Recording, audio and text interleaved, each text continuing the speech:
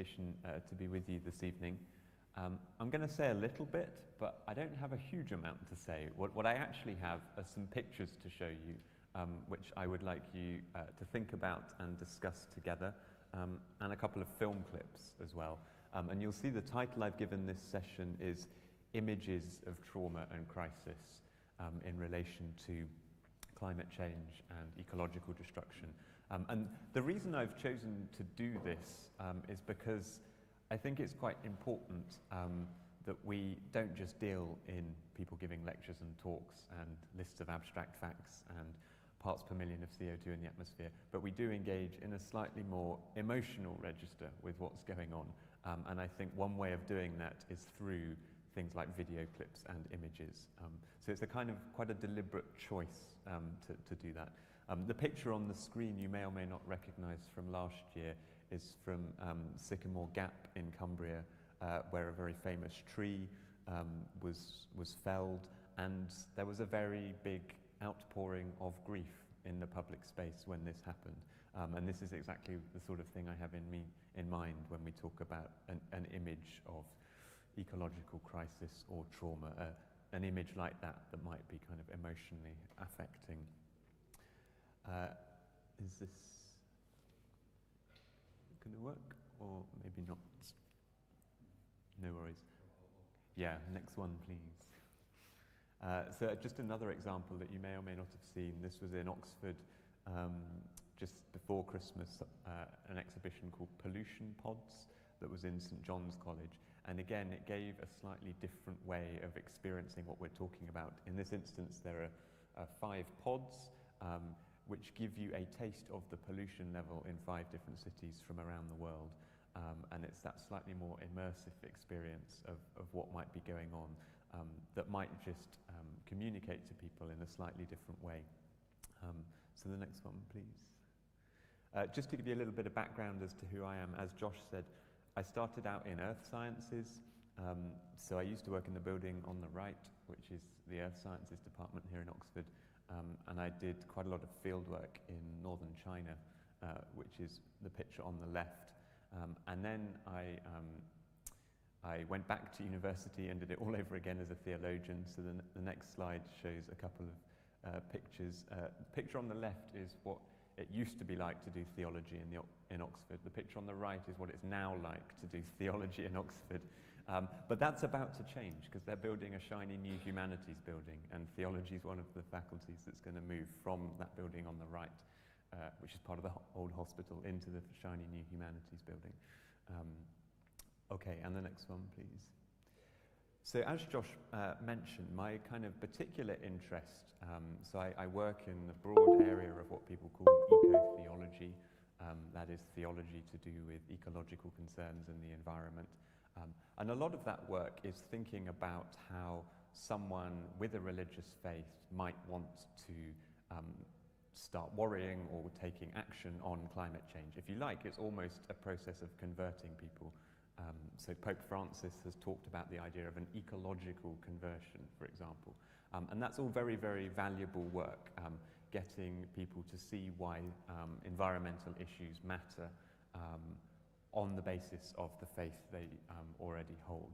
But what I was doing was something a little bit different in my research, which is almost, if you like, stage 2, and a little bit more depressing, which is how do we think about this theologically when, in some instances, it's already too late? It's already too late to stop some of the harm that's been caused by climate change or habitat destruction or biodiversity loss. So I was very interested in the category of trauma as a way of dealing with a form of suffering that is already there and is persistent and is not going to go away. And so what I was trying to do in some of my work was bring what people call trauma theology into a conversation with some of the environmental issues. So I'm very happy to chat more afterwards if anyone's interested in trauma theology. But those are a couple of books about trauma theology which I was using in my research. And they are really, really interesting, but they just focus on human beings. So I was taking some of those ideas and say, can they apply beyond human beings? Can we talk about trauma in the environment, for example? Okay. So as I say, I don't have very much to say. That's kind of it from me, if you like. And now I just want to go straight in to looking at 4 particular pictures. And we may or may not get through all of them. I don't know how much people have to say or whether we've got time for all of them.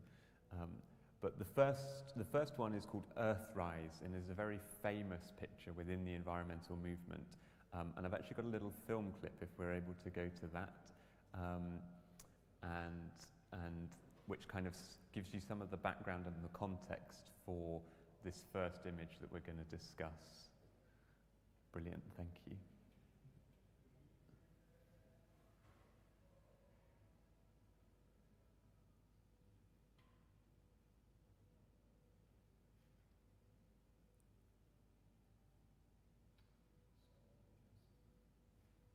This non-inviting place, we look up and there's the Earth. We've been spending all these revolutions looking at the moon. It was, I heard it. No worries.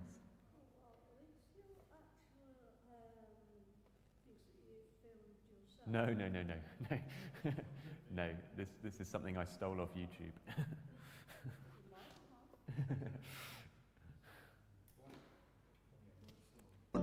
Then as we come around this non-inviting place, we look up and... Great, thank you.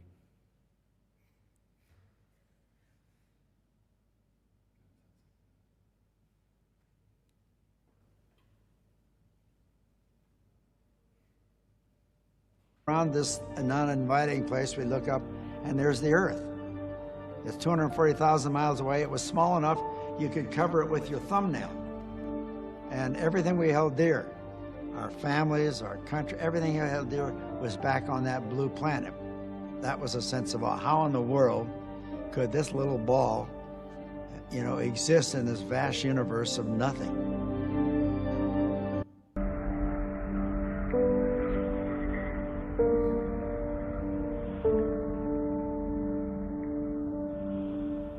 We've been spending all these revolutions looking at the moon.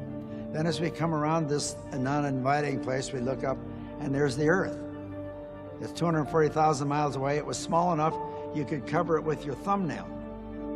And everything we held dear, our families, our country, everything we held dear was back on that blue planet. That was a sense of how in the world could this little ball, exist in this vast universe of nothing. The fact that the lunar horizon was so ugly and stark, that amplified the beauty of the Earth. Wow, that's pretty. Hand me a roll of color quick. Oh man, that's great. Where is it? Quick. We were all awestruck by the difference, the beauty of the Earth and its color against the blackness of space. Oh, that's a beautiful shot.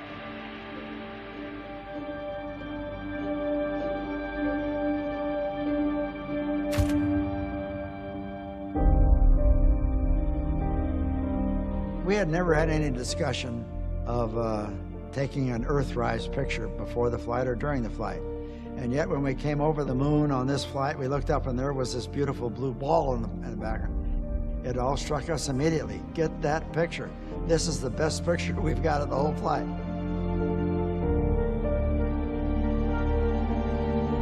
It gave a contrast. It said that, hey, here are people looking from a different planet, looking back at what is our home.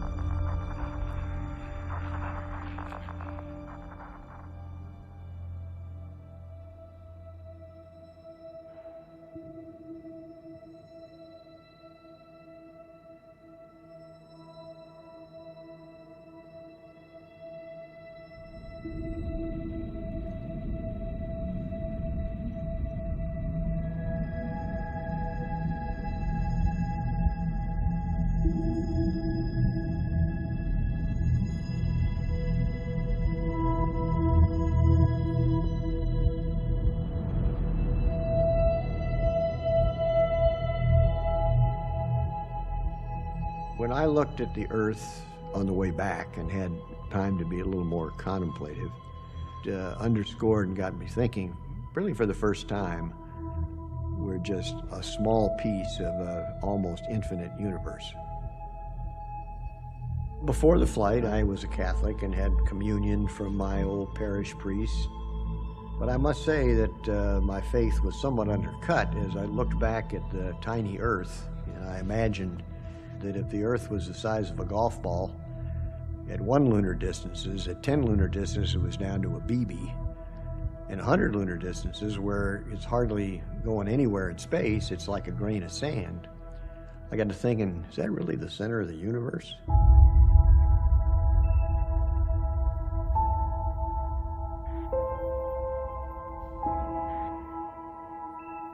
When I was around the moon and I saw the Earth, I realized suddenly how insignificant we all are. Just tucked away in space around a rather normal star, the sun. Probably just one of millions of stars in the universe. I personally thought that everybody would like to have that view, as we did, to see the Earth as it really is.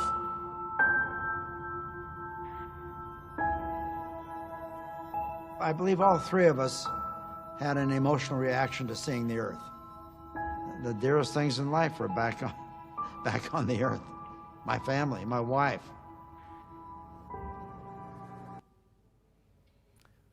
Great, thank you very much. So that's a clip from a longer film that was produced by the National Geographic about the Apollo 8 mission, which was 1968, and the interviews there with the 3 astronauts who were on that mission. And yeah, it was quite a long clip, but I thought it was worth including that bit at the end where they were kind of reflecting on how it affected them personally. And they took that very famous photograph, which we will hopefully get up in just a minute. So if we can go to the next one. Yeah, the Earthrise image where they see the Earth above the lunar horizon there.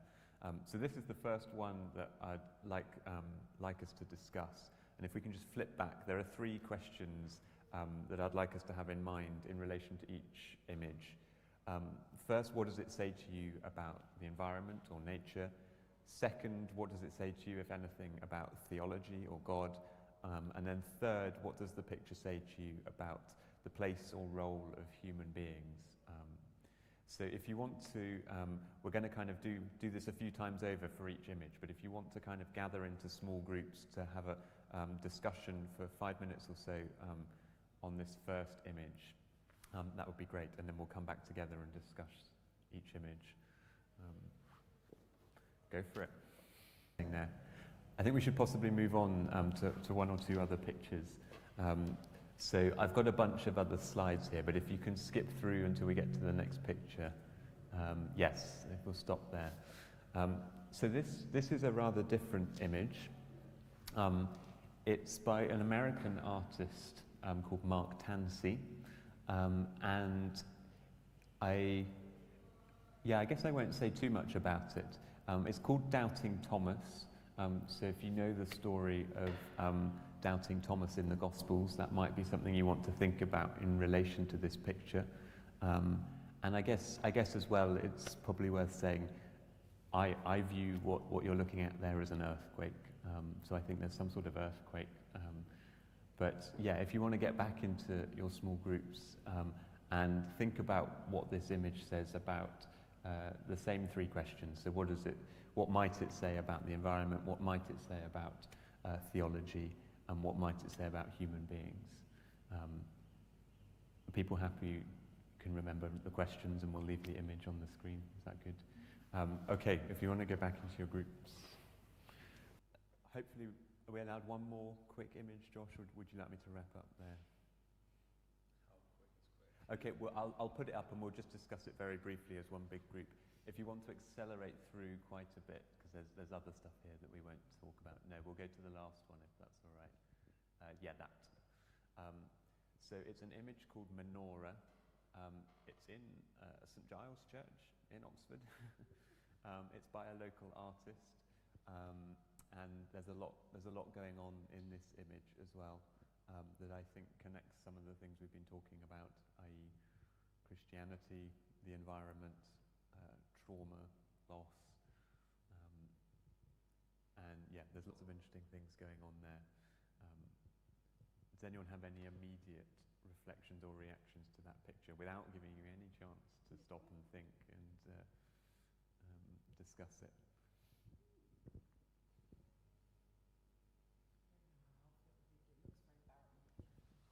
Sure. Yeah.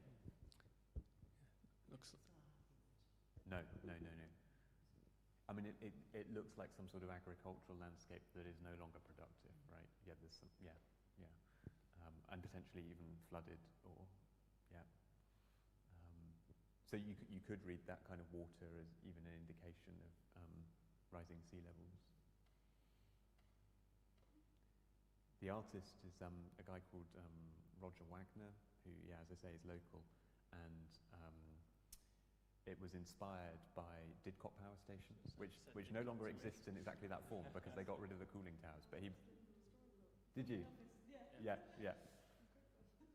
So he was on a train into London and he saw, you know, as you used to be able to do, Didcot power station from the train, and he had this kind of thought, that's an appropriate setting for a crucifixion image. I think it's interesting that if you went on the train at the minute down there, then it is all flooded. Yeah, right. It pretty much looks like this, but obviously with those kind of monoliths now gone, but the scars remain. So the menorah is the traditional 7-branch candlestick, right? So the cooling towers there are kind of recreating that 7-branch candlestick. And yeah, there are some interesting and potentially even questionable links between Christianity and Judaism here. So there's no reason you would necessarily pick this up, but the figures in the foreground are copied from a famous photograph from the Second World War, and they are all kind of wearing traditional Jewish clothing. So all that kind of mourning and grief is associated with Judaism, and yet within that context, Christianity has been placed in the form of the crucifixion.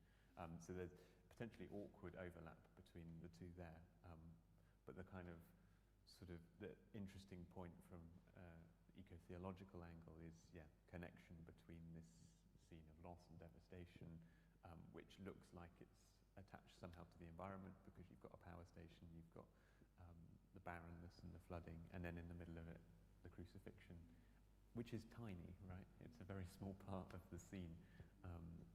So yeah, there's a lot to play with there.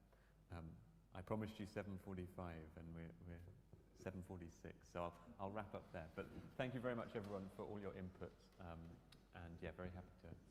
Are we going to do a few questions now? Yeah, very happy to attempt to answer any questions you have about any of this, or much more generally in